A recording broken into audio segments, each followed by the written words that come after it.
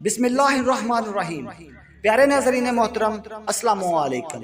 آج کی ویڈیو شروع کرنے سے پہلے پلیز چینل کو سبسکرائب کر لیں۔ تو چلیں ویڈیو شروع کرتے ہیں۔ غصہ بھڑکتی ہوئی آگ ہے، جو اسے پی گیا اس نے آگ بجھائی، اور جو نہ پی سکا وہ پہلے خود اس میں جلتا ہے۔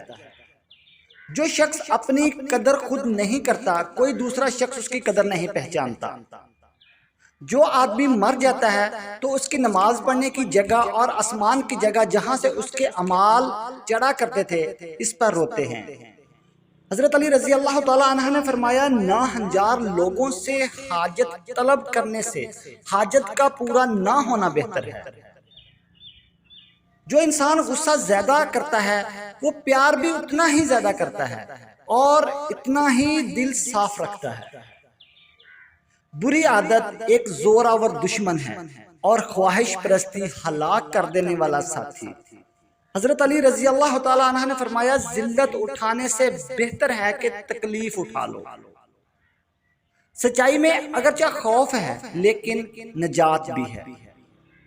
حضرت علی رضی اللہ تعالیٰ عنہ کا قول ہے کہ کسی چیز کے سیکھنے میں شرم نہ کرو۔